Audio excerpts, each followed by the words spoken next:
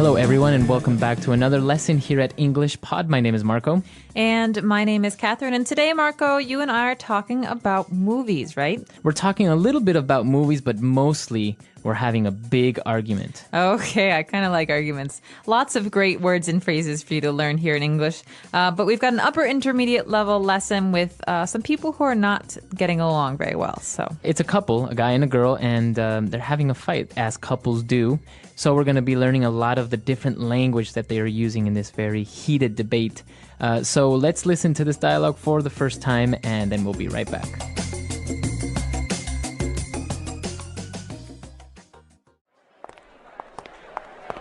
Wow, that terrible movie is finally over. Next time I'm picking the film because I don't want to end up seeing a chick flick. well, you should have picked. In the end, you always complain about everything. Not everything, just this film. Even the title is ridiculous, and it's so long. Those are the 2.5 most wasted hours of my life. So much so that I'm thinking about asking them to give me my money back. I'm thinking of taking you back home. I thought we could have a nice evening, but you're always so negative. I'm only complaining about a movie that I could have rented or bought and then thrown in the garbage. You see? That's what I'm talking about. I can't stand your sarcastic jokes anymore. Next time, go with your gay friend who's more in touch with his feelings. Well, he's more of a man than you are. At least he appreciates love stories. Love stories? More like one-night stands. Don't criticize Mario, or else I'll start on those fat drunk friends of yours. They're no saints. My friends? Fat? What about those whales you call friends? You're unbearable. You can walk home. I'm leaving. Fine.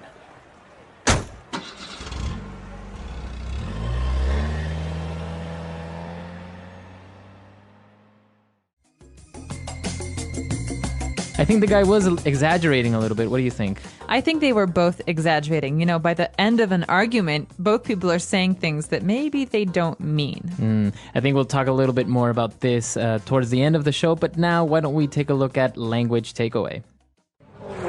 Language takeaway. All right, on language takeaway today we have 4 words, and the first one that you probably saw in the very first sentence is a chick flick. Chick flick. So first of all, the word chick means a woman. It's slang, and it's not very nice. It's not very nice. No. Well, I mean, between guys, you would use it as like, oh, this chick or that chick, but you wouldn't really walk up to a girl and call her a chick, right? No, you wouldn't say, hey, chick, what's up? That's not something you want to say. So chick is a slang word for a girl or a woman, and a chick flick is a girl's movie. So a flick is a movie, Yeah. another slang word. Exactly. So this is the slang phrase for flick. So, hey, Marco, what flicks are showing at the movie theater? All right. Yeah. So movies. So, and a chick flick is usually a romantic movie, a drama, something that's very... Like Beaches.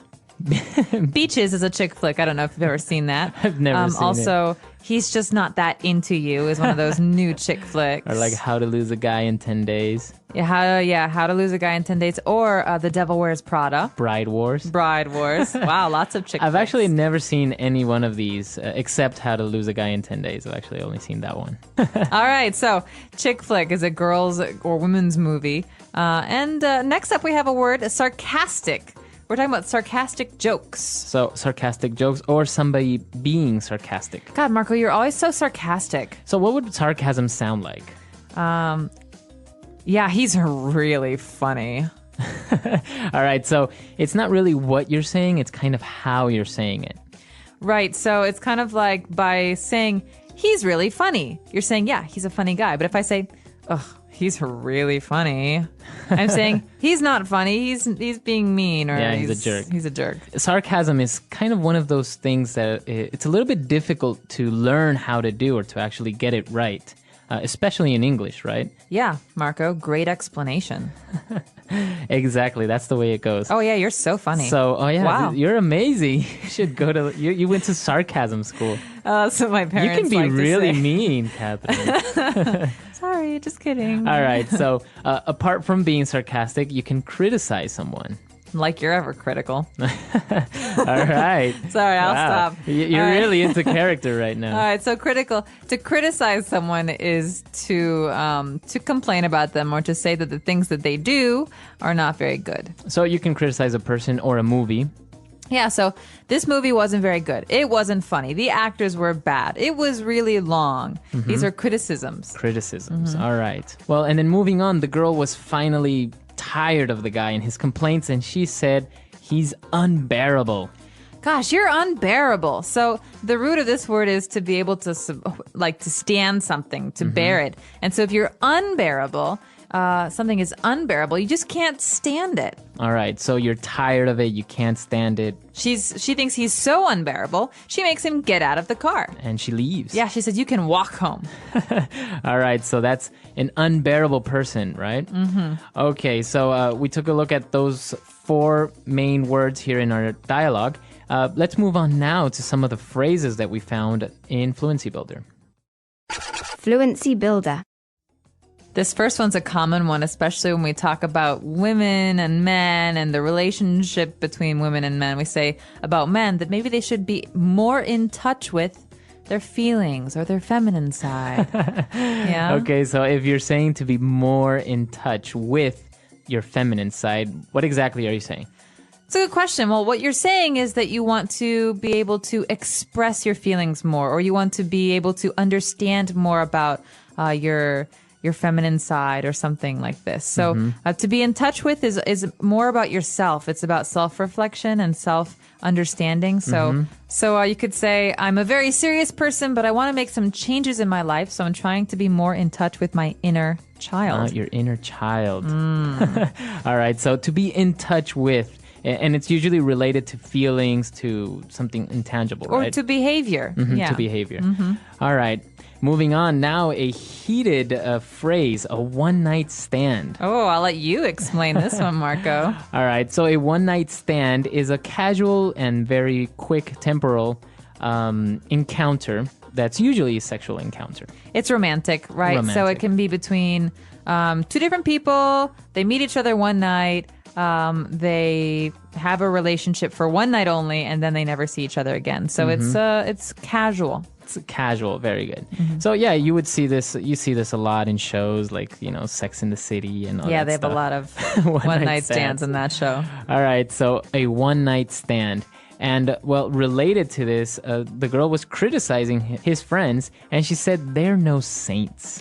Okay, so you could say this in many different ways. He's no saint. She's no saint. Or I'm no saint. You're no saint. So a saint is a good person. It's a word that we use in religion to say someone who's like Mother Teresa, or someone who's just really good and kind and Doesn't commit any sins. exactly. And so to say I'm no saint is to say, well, I do bad things or I say bad things. I'm not perfect. Okay, so he or they're no saints. They do bad stuff too. Yeah, very good. So that's the way that you would use, he's no saint, they're no saints. All right, so I think now we should listen to our dialogue for the last time, and we'll be right back.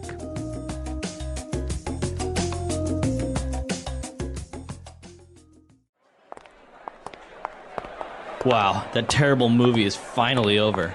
Next time I'm picking the film because I don't want to end up seeing a chick flick. Well, you should have picked. In the end, you always complain about everything. Not everything, just this film. Even the title is ridiculous, and it's so long. Those are the 2.5 most wasted hours of my life. So much so that I'm thinking about asking them to give me my money back. I'm thinking of taking you back home. I thought we could have a nice evening, but you're always so negative. I'm only complaining about a movie that I could have rented or bought and then thrown in the garbage. You see? That's what I'm talking about. I can't stand your sarcastic jokes anymore. Next time, go with your gay friend who's more in touch with his feelings. Well, he's more of a man than you are. At least he appreciates love stories. Love stories? More like one-night stands. Don't criticize Mario, or else I'll start on those fat drunk friends of yours. They're no saints. My friends? Fat? What about those whales you call friends? You're unbearable. You can walk home. I'm leaving. Fine.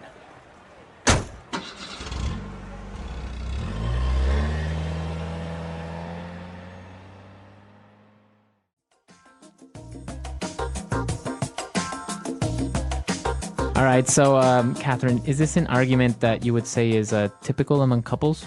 Or maybe people that are probably about to break up, right? Not couples that are happy, I would say. But yeah, you definitely have people who are, well, I guess it's kind of the battle of the sexes, right? You have people who are are different genders, and so they don't always understand each other. You know, you want to have your girlfriends as a girl, and your girlfriends behave and talk in a certain way together, and guys do the same thing, but with their friends. And so sometimes you have these clashes, these interactions that are negative. And, you know, when people are upset with each other, they say mean things. And especially, I think in this case, they don't really like each other's friends. Exactly. And that's a kind of a common thing. Like a guy doesn't like his girlfriend's friends because maybe they gossip too much or something Yeah. like that. And the same thing with the girls, right? Because a guy's friends maybe drink too much. play too many card games. They're single. So I think a lot of times these problems also have to do with the fact that, like, when a girl is with her girlfriends, she maybe acts differently, or when a guy's with his guy friends, and so that's weird sometimes for the relationship because you see your partner acting differently with other people. Right.